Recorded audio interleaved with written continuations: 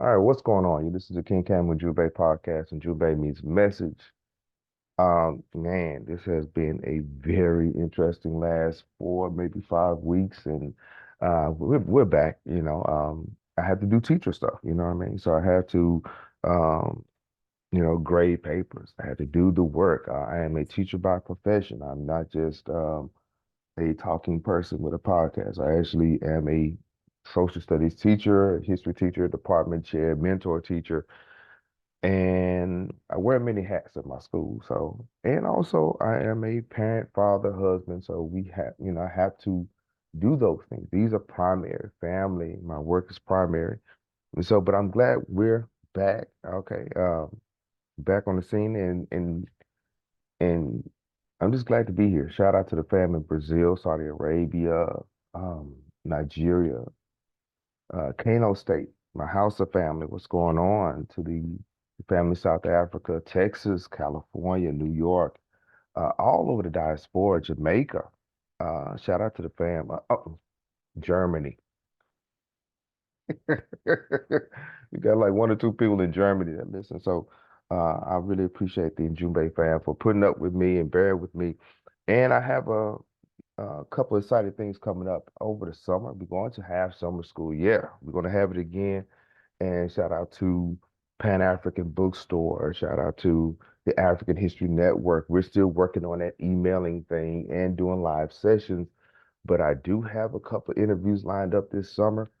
Um, some some authors, some historians and activists. So we're getting out there, and it's a lot of fun. And yes, I'm back at the castle with all my books and everything, but I really appreciate you guys tuning in and listening. But let's get down to the business. That's what you're here for. You're here for the information and not just to hear me talk.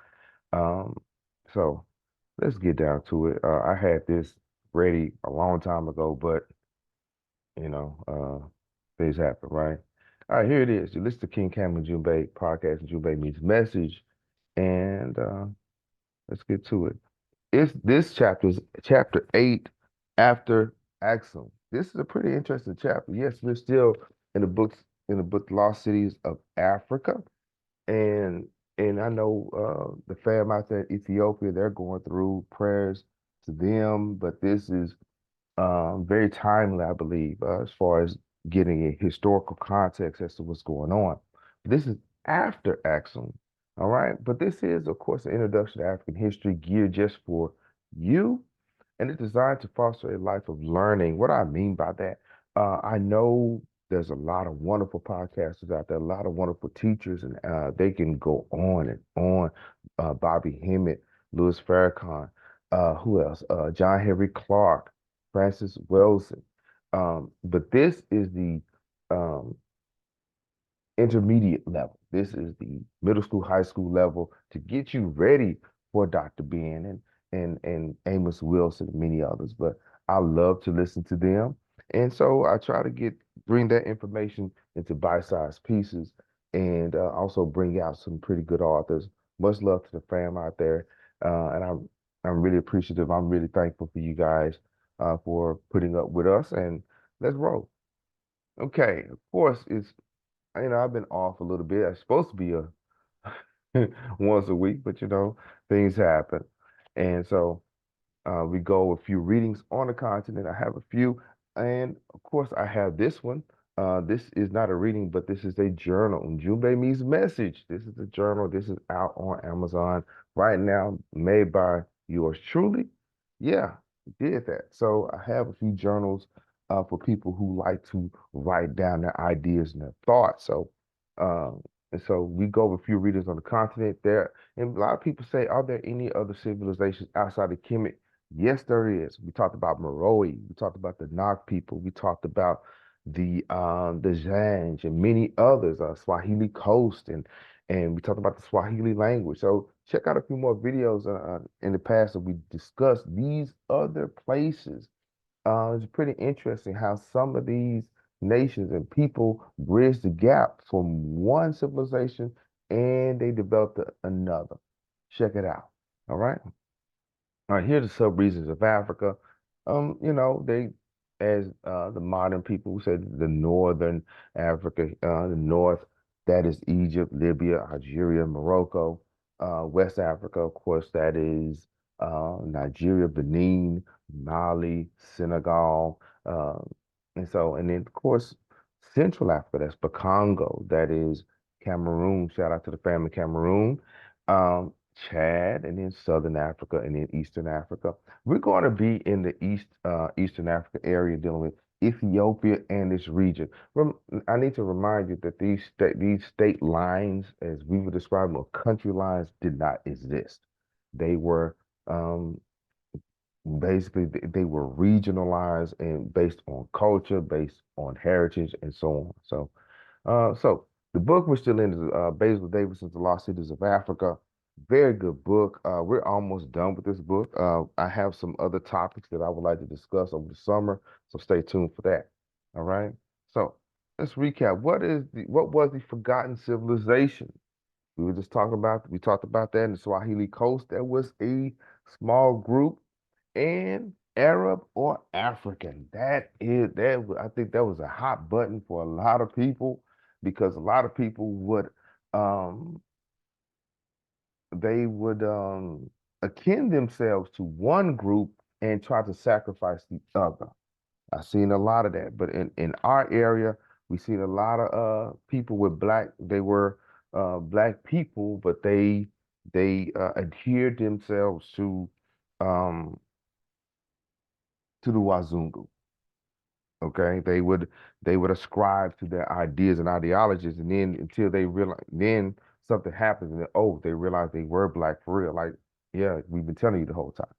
So it happens in the diaspora also, where a lot of people say in Chad or or in other regions of Africa, they say, I'm not African, I'm Arab. Like, bro, you're like blue black. What are you talking about? So they confuse their culture with their actual race, right? So pretty interesting. I think that is a psychological thing. That's just my opinion. All right, so we will identify and discuss the major concepts in the book entitled Lost Cities of Africa, but we're dealing with chapter 8, After Axum. That is the topic, After Axum. So the essential question, what was the greatness of Ethiopia after Axum? All right. Yeah. A lot of we would sometimes forget there was some time frame. There was a time post ancient Africa. There was a gap. There was a time that we kind of neglect, say, 1100, like 1000 AD, all the way up to probably modern era. We kind of neglected. But what was the greatness of Ethiopia after Axum? What were Was there a Nile River war? Hmm. Yeah, that's question number two. Was there a Nile River war or Happy River war? Eureka or Ingraruka? Right? Eureka or Engaruka. All right, let's get it. And who were the Tanzanians? All right, so shout out to my fam in Ethiopia. Love you guys, and let's get it. Okay, what was the greatness of Ethiopia after Axum? Gustavo da Gama led an expedition uh, into Ethiopia in 1541 upon the invitation of the Ethiopian emperor. It's still debatable. Y'all help me with that. Y'all can comment. Did the Ethiopian emperor really reach outside Ethiopia to want want people to come and see them? All right, help me out with that. I don't know. I don't know. I don't know. I don't know. I think that some of these emperors and kings of our nations were already privy to some issues that was being brought to them because of the foreigners. So I don't think they were very welcoming like that. But anyway, why he said to save Christian Ethiopia from Muslim invaders of Somalia. I don't know. I don't. I'm. They're saying to save Christian Ethiopia from Muslim invaders of Somalia. I don't know about that. I don't know about that. That's why I disagree with Davidson on. Um, mm, I can't roll with that. For them to want for lack of a better word, a white savior, and they already have a military power. And I don't know. I don't know. Y'all tell me in the comments. Like, comment, subscribe. Okay. What was the greatness of Ethiopia after Axum? The result was Ethiopia was able to maintain her sovereignty. I love this. Ethiopia was able to maintain her sovereignty after Axum. After we talking about Axum, Meroe, Kemet. Okay, this, like I said, this is say between 1100s and modern era 16, 1700s. They was able to solidify themselves and maintain their sovereignty, which means sovereign, which means they had their own money, their own military, and they didn't want anything from anybody, right? Exposing or espousing the African Christian culture for centuries to come, despite of opposers all around. Okay, there was a time where, say, Saladin's soldiers tried to march through Ethiopia, and the Ethiopians and some of the Nubians kicked them out. And then the Europeans, with their Knights Templar and all them people, they was sniffing around looking for Prester John. We talked about that. Um, and the Ethiopians kicked them out. Y'all can go too. Because the funny part is we talking about African Christian culture. Okay, we're talking about African Christian culture. So a lot of people say, okay, Christianity is the white man's religion, but Ethiopia said, no, hold on, bro. We got our own. Okay, and so I think one of the issues was that that the Roman Catholic Church was trying to say, you guys are not Christian unless you do it this way. You know, we're not having that. You can't tell us what to do. You can't tell us to do that, right? So the Gamma found there was a cultural continuity that remained long after the ancient empires of the Nugus, right? So um, we have to understand that um, Christianity it came from Africa, okay? And so the first seminaries, y'all can dispute it or whatever, but the first seminaries were found in Egypt and not Europe. So the way of living and the way they do things and handle things is totally different than, say, Martin Luther, than John Calvin and all them cats. All right. So, and the Coptic and the Ethiopian Orthodox Church, Tawhid Church, is still in existence today and still doing their thing. All right. So here we go. What else? All right, here we go. We have the Empress, her Imperial Majesty, the Empress Zalditu of Ethiopia. I've learned a lot, y'all. I learned a lot about Ethiopia through these royal lines, and I'm really happy about that. But she's one of our we of course we got Haile Selassie. We have all the but he came from a line of royalty. It wasn't he just didn't just show up. Okay. So this is the Empress, okay? And I'm very excited about I'm grabbing books, and so of course, wonderful Ethiopians of the Kushite Empire, really good history of Africa, really good. Yeah, as I'm a Amazon affiliate, and I get uh a small compensation for those for qualifying purchases. But these are good information, good books. But yeah, her Imperial Majesty, man, that is some weight. And the thing is, nowadays people get caught up on titles. Yeah, they get caught up on names and titles, but these titles meant something, and they had weight. They had weight. Okay, so I'm really and I started this work back in 2009. Well, before 2009. And Paul Quinn, it was 2007. And I did a paper on Ethiopia. And I learned a lot. And I ran across um, the Empress Zalditu of Ethiopia. I may be mispronouncing it. I know my Ethiopian fam, they may correct me, but make the corrections and put in the comments and everything. But check this out. All right, the Nugus. The Nugus was an emperor that reigned during the 3rd and 4th century AD. Okay, and he learned the story of Solomon and Queen Sheba. Each king each ruler had to know this story. Okay, you couldn't just, oh, I'm king and I don't, no, you had to know the story. Very similar to the Kemetic kings that knew the Assyrian drama, Haru, and all that. This was the story. They had to know the king's list. They had to know these things, right? So, out of curiosity, was the title Negus only for kings, or was that given to a queen also? That's a good question. Because we hear Negus um given as far as nowadays you hear it for the fellas, but is it for the women too, for the ladies? Let's find out. Okay, due to expansion and trade battles occurred. Yeah, it happened.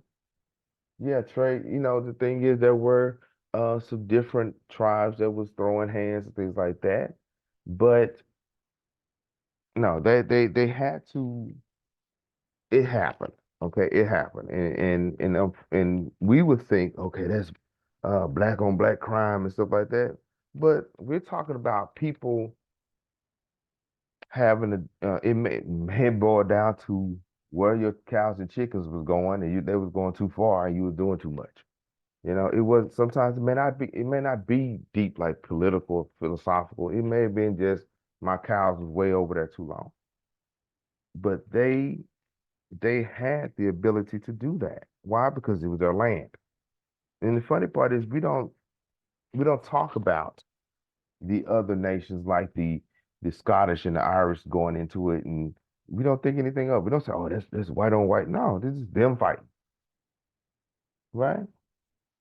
All right, so the people who wrote of the Welter wars against the Muslims of the north and the pagans of the south. So the people wrote about this. They had written papers and written documents on the Welter wars. They fought everybody. Why? Because they want to maintain their sovereignty. That is the idea. If you are a leader, you want to make sure your area was secure, and you want to make sure that the people around you were for you or for that land, right? The Welter Wars. We have to understand that we had our issues too. Check out the destruction of black civilization, all right, by Chancellor Williams. We had our own issues also, but we had to solve them. And the thing is, we couldn't rely on other people to do it for us. We couldn't do it, okay? Because if we do that, we would never stand our own 2 feet. We would never um, be on point. The thing is, how can you exude sovereignty and rulership and you still begging folk? No, no. Oh, here it is. Destruction of black civilization. There it is. All right. But we had our own problems, but we cannot um, march this away. We can't just raise awareness away about we can't that no, we had to do the work. And the people after Axum Empire in Ethiopia, they did the work. They had to boot some people out. They had to throw hands. Okay. All right. The Ethiopian builders, once they cleared everything out, once they got everything together, I'm sorry, my voice is cracking because the allergies are out there. But once they got that, they built the castles that you see in Ethiopia were built by Ethiopians. They were not built by Europeans. They were not built by the foreigners. Ain't no way they was gonna let a foreigner come over there and build something for them. Oh no, we got it. We got our own people. We got our own things. You can get out. Two of them. Peace. Bye. Right? Ethiopian builders. After Axum, they still build stone monuments. Because remember, we would kind of amplify the ancient monuments, the Tekanens and the obelisks and all these wonderful things, but they were still doing it. They were still building. They still had their ironsmiths and their masons and all them. They continued the skill of dry stone masonry to spread the knowledge to Africa into Zimbabwe. I'm sorry, to Central Africa into Zimbabwe. This thing, and I mentioned this before, the iron smelting and stone masonry that was handed down from person to person, generation to generation. It was a skill set, and it spread throughout Africa. Okay, I think I mentioned it before, but Ethiopia is the grandmother of Kemet. So the information wasn't lost, it just was just transferred and translated. But it went from Ethiopia to Central Africa into Zimbabwe. All right. Shout out to the family of Zimbabwe.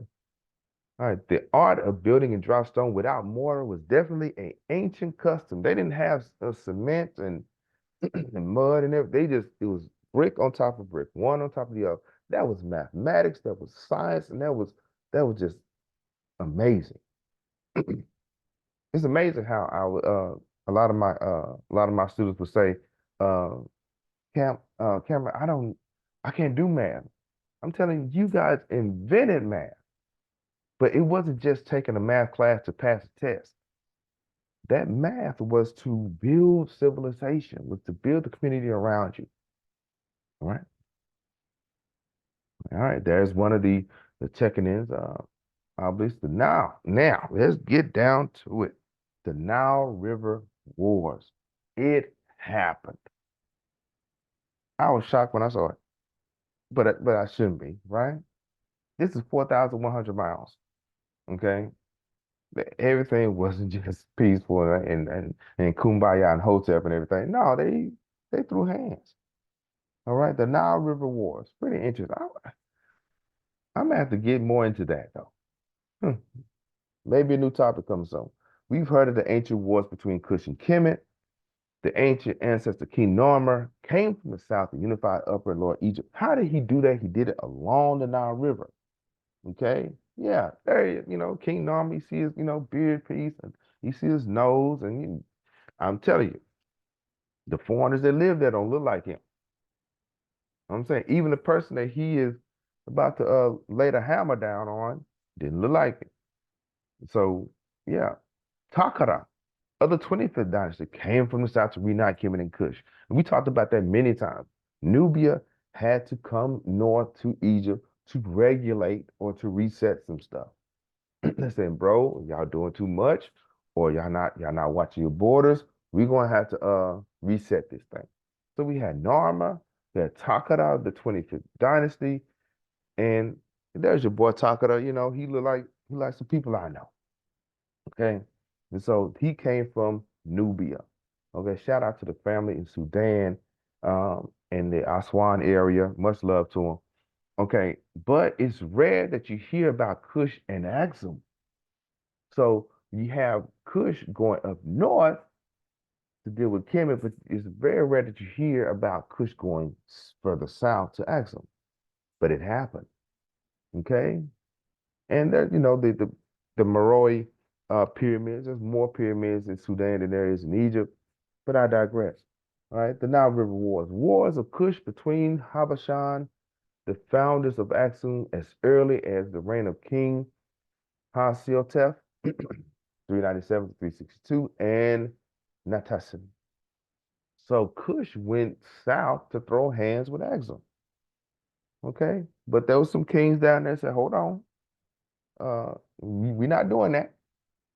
But they had to do what? They had to maintain their authority and say, we understand what you're trying to do, but you can't do that here, right? And these are some of the reliefs written by Nubia about what happened. But Axum prevailed. Yes, they had Tasseti, the land of the bow and the people with the bow and arrows, but Axum, they maintained their authority. They said, look, you can do that, but we have the upper hand here. We have the high hills in Ethiopia. You got to come up to come get us. Okay. But these are some of the reliefs from Nubia. The pictures that you're seeing, they are not from Kemet. These are further south in Nubia. Same culture, same continuity, but they have some different disagreements. It is what it is. All right. Now, Eureka or Ingraruka? Which one? Eureka or Ingraruka? Dr. Leakey found a place called Ingrauka. Where's that at? Where was that at? Where they found over 6,300 houses made of stone. Yeah, where was that? That was in the South. They may have been built 300 years ago by the Mbulu people, okay, in Ethiopia. They discovered this, okay? So, so these were some houses, they was, the Europeans were excavating and they found houses which, when you have houses, that means there was some sort of civilization. And they discovered it was by the Mbulu people. Okay, 300 years before the book was written. So we have Axum, we have the Nile River Wars, but culture still continued. Okay, be encouraged, everybody. I know there's a lot of things going on in society and everything, but be encouraged. Life, if you have hope, life will continue. All right. Now, gotta hurry. The Tanzanians, okay, the Tanzanians, they were. A lot of people would think that the Tanzanians were just relegated to Kenya. They were, once again, as I said before, they were everywhere. They were, man, the Tanzanians were in parts of Ethiopia also. Okay, so they had the headdress, they had the necklaces, and these necklaces were very similar to what you will see that the people of Kemet, the queens and kings of Kemet will wear around their necks. Where did they get it from? They got it from the South. All right, so I need to hurry, but all right, here we go. One more time. The essential questions: what were the greatness of Ethiopia after Axum? They maintained their sovereignty. That's the answer. Okay, they maintained their sovereignty. They buckled down. They said, look, we understand. Uh, Muslims, you got your thing going on. That's fine, but you can't. You're not gonna do that here. Europeans, you got your thing over there.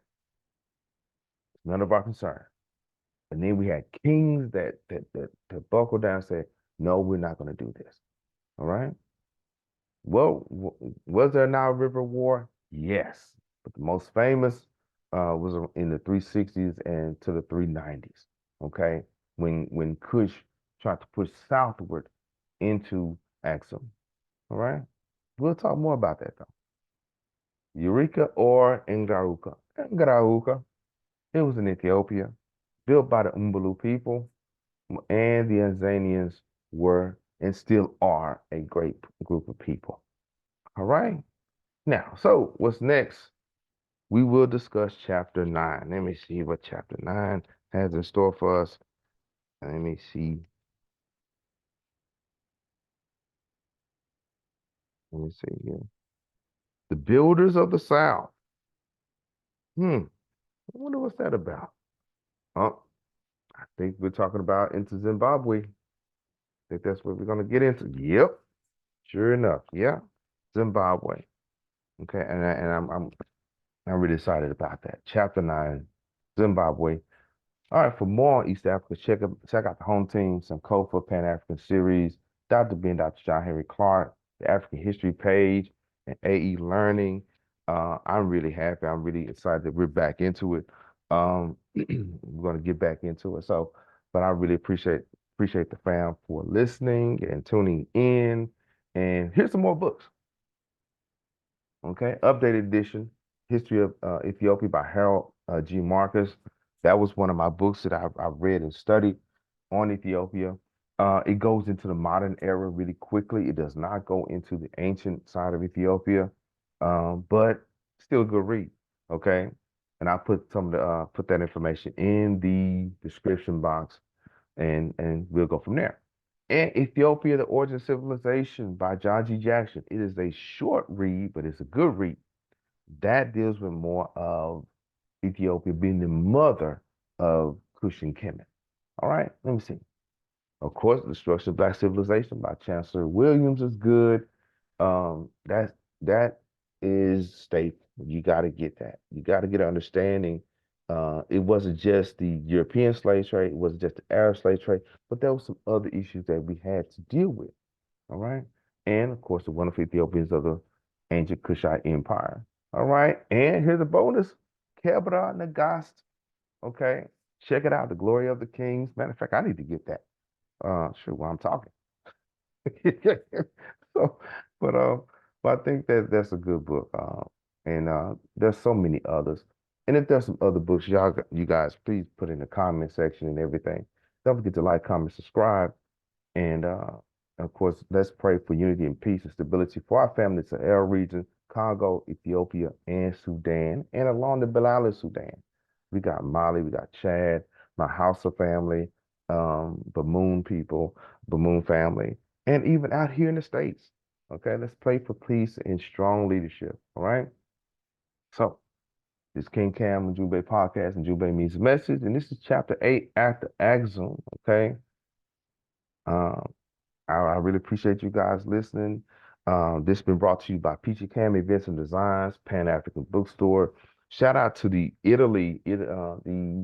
African American Museum located in Italy, Texas. Shout out to them. Shout out to my brother Will. He's doing a fantastic job. The devil's in the details. Check him out. Um, check out. It's so many people, but I'm very excited about it. I'm very happy about what we're about to do this summer. Summer school's coming up. Bring your school supplies. I got some people coming through to discuss history, to discuss community, and got a few more. I got some new topics. But it won't be in a book series. They'll be individualized topics. All right. So you listen to King Cam and Jubei podcast, and Jubei means message. And today's message is after Axum. I will talk to you guys later. Have a good one.